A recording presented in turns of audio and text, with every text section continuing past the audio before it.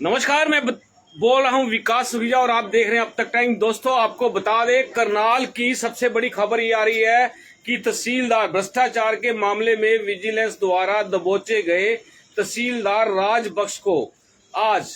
Remand समाप्त होने के बाद कोर्ट में पेश किया गया और जहां पर माननीय अदालत ने राजबख्श को 14 दिन के लिए न्यायिक हिरासत में भेज दिया है। दोस्तों, आपको बता दें कि सबसे बड़ी जो ताजा अपडेट हम आपको दे रहे हैं और पुख्ता जानकारी के साथ हम आपके सामने आए। आपको बता दें कि आज विजिलेंस की टीम ने करनाल के तहसीलदार राजबख्श को अदालत में पेश किया। उनका 5 दिन का रिमांड समाप्त हो चुका था और जिसके बाद उनको अदालत में पेश किया गया और अदालत के अंदर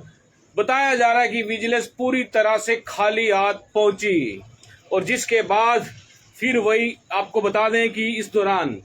जो हमारे पास सूत्रों से जो खबर आ रही है कि साफ साफ कहा गया है कि विजिलेंस कुछ भी राजबख्श से बरामद नहीं कर पाई है। दोस्तों, आपको बता दें, जिसके तुरंत बाद माननीय अदालत ने राजबख्श को 14 दिन के लिए न्यायिक हिरासत में भेज दिया है। दोस्तों, ये बड़ी खबर हम आपको दे रहे हैं और सुबह हमें जानकारी मिली थी कि राजबख्श से काफी कुछ बरामद किया गया है, लेकिन आपको बता दें कि जिस तरह से अदालत में ये पूरा का पूरा मामला सामने आया और आने के बाद बताया जा रहा है कि विजिलेंस बिल्कुल खाली हाथ लौटी और सीधा राजबख्श को अदालत में पेश कर दिया और वहां पर सीधे तौर पर बातचीत की गई। तो किसी भी तरह की कोई भी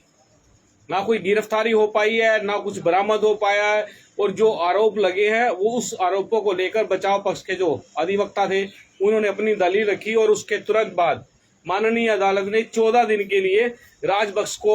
न्यायिक हिरासत में भेज दिया। अब 4 अप्रैल 2022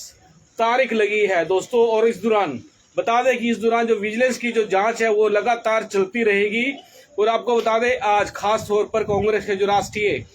सचिव है वीरेंद्र सिंह राठौर कुछ फर्जी रजिस्ट्रियां लेकर आज विजिलेंस के एसपी जो है राजेश फोगाट से मिलने पहुंचे और उन्हें ये फाइलें सौंपी हैं। दोस्तों, आपको बता दें, हमारे पास आपके हाथ खबर के अंदर कमेंट्स भी आ रहे हैं, लोग लिख रहे हैं कि फाइल बंद हो चुकी है।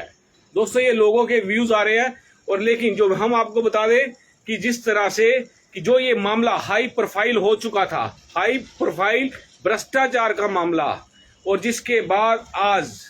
काफी उम्मीद थी, पूरे शहर की नजर थी इस पूरे मामले के अंदर, और जिस तरह से आज रिमांड समाप्त होने के बाद तहसीलदार राजबख्श को अदालत में पेश किया गया, तो दोस्तों बिल्कुल क्लियर बता दें कि उनको 14 दिन की न्यायिक हिरासत में भेज दिया है। और जैसे ही न्यायिक हिरासत में भेजा गया उसके तुरंत बाद काफी फोन हमारे पास भी आ रहे थे और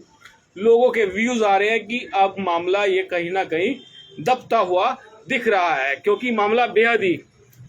हाई प्रोफाइल हो चुका था। और क्योंकि आपको बताना चाहेंगे कि करनाल के डीटीपी विक्रम कुमार 5 लाख रुपए की रिश्वत लेते हुए पकड़े जाते हैं और उनके घर से 78 लाख कुछ हजार रुपए बरामद विजिलेंस की टीम करती है। और जिसके बाद जब पूछताछ होती है तो पता चलता है कि इसमें से 14.5 लाख रुपए करनाल के तहसीलदार राजबख्श ने उन्हें एनओसी जारी करने पर दिए थे। भ्रष्टाचार की जो ये गंगा बह रही थी उसमें ये दोनों डुबकियां लगा रहे थे तो इसके अंदर जैसे ही विजिलेंस को पता लगा कि 14.5 लाख रुपए तहसीलदार के, तो उन्होंने उसके तुरंत बाद आपको बता दें दोस्तों कि राजबख्श तहसीलदार को गिरफ्तार कर लिया उनके कार्यालय से और उसके बाद उन्हें अदालत में पेश किया गया। तो पहली बार 1 दिन का रिमांड मिला था और दोस्तों बता दें उस समय विजिलेंस की काफी फजीयत हुई। 1 दिन का, केवल मात्र 1 दिन का रिमांड और इतनी बड़ी उपलब्धि विजिलेंस की। और दोस्तों उसके तुरंत बाद आपको बता दें, जब अगले दिन राजबख्श को पेश किया गया तो उस समय दोस्तों जो कंप्लेंटेंट थे इस पूरे भ्रष्टाचार का खुलासा करने वाले पानीपत वाले, तो उनकी तरफ से करनाल के वरिष्ठ अधिवक्ता BS राठौर पेश हुए थे और जबरदस्त आर्गुमेंट्स के बाद राजबख्श को 5 दिन के रिमांड पर भेज दिया गया था। दोस्तों उस दिन विजिलेंस ने काफी कुछ बरामद करने के दावे किए थे, कई प्रॉपर्टियों के बारे में पता चला था। लेकिन जिस तरह से आज रिमांड समाप्त होने के बाद राजपक्ष को दोबारा अदालत में पेश किया गया और खाली हाथ बताया जा रहा है कि बिल्कुल खाली हाथ विजिलेंस आई और राजपक्ष को 14 दिन की रिमांड पर 14 दिन की न्यायिक हिरासत में जेल में भेज दिया है। और दोस्तों लोगों के जो व्यूज आ रहे हैं, लोग कह रहे हैं कि अब ये फाइल बंद हो गई है। लेकिन दोस्तों हम बता दें, जो हमारे पास जानकारी है, ये फाइल बंद नहीं हुई है, बल्कि अब इस मामले में और ज्यादा गंभीरता से जांच हो सकती है। कहीं ना कहीं कुछ ना कुछ होने की उम्मीदें हैं। कुछ साथी लिख रहे हैं, देखो तेल की धार देखो। मतलब कि लोगों को उम्मीद थी कि ये जो भ्रष्टाचार का नंगा नाच खेला जा रहा था, इसका बहुत बड़ा खुलासा होगा,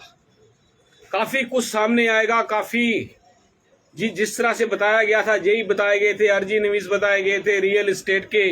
जो ऑनर थे वो बताए गए थे, और भी काफी लोगों के नाम लिए गए थे। लेकिन उसमें से कुछ भी हाथ पल्ले नहीं लगा है। जबकि विजिलेंस का कहना है कि जो राजपक्ष के बताए ठिकानों पर विजिलेंस ने रेड भी की है, और सुबह तक तो हमारे पास सूचना थी कि कुछ ना कुछ विजिलेंस ने बरामद किया है। लेकिन दोस्तों अब लगता है कि कहीं ना कहीं मामला पेचीदा हो गया है, या फिर कुछ दबाव हो सकता है, ये हम पूरी तरह से नहीं कह सकते हैं। लेकिन दोस्तों पूरे शहर की, पूरे करनाल के साथ साथ पूरे हरियाणा की इस पूरे भ्रष्टाचार के नंगे नाच को लेकर हर तरह का माहौल गरमाया हुआ था। हरियाणा की विधानसभा में भी ये मामला उठा, और कल आम आदमी पार्टी के जो वर्कर हैं उन्होंने भी हरियाणा के मुख्यमंत्री के प्रेमनगर निवास पर गोबर फेंका, उपले फेंके और जोरदार प्रदर्शन किया। लेकिन दोस्तों जिस तरह से आज ये मामला ढीला पड़ता हुआ दिखाई दे रहा है, और दोस्तों आप सोच सकते होंगे कि कहीं ना कहीं कुछ ना कुछ तो जरूर हुआ है कि रिमांड खत्म होने के बाद, आपको बता दें ये रिमांड की अवधि बढ़ सकती थी, लेकिन कुछ ना कुछ तो गड़बड़ हमें भी लगती है। दोस्तों हम चाहेंगे कि आप इस खबर को पूरी तरह से लाइक करें, शेयर करें और अपने कमेंट्स दें। हम आपकी बात भी कराएंगे। जो बचाव पक्ष के अधिवक्ता है जेपी सिंह जी, तो कुछ ही देर के बाद हम दोबारा आपको पूरा अपडेट देंगे और उनसे कोशिश करेंगे कि जेपी सिंह जी से हमारी बात हो जाए, और ताकि जो पूरा कोर्ट के अंदर क्या हुआ, किस तरह से दलीलें रखी गई, क्या क्या पूछा गया, क्या क्या बताया गया और किस तरह से कोर्ट का निर्णय आया, ये सब हम बातें जानने की कोशिश करेंगे जो बचाव पक्ष के अधिवक्ता है उनसे। और आप मेरे साथ बने रहे, अपडेट हम देते रहेंगे। आप देख रहे हैं अब तक टाइम्स, मैं हूं विकास सुखीजा। नमस्कार, जय हिंद, जय भारत।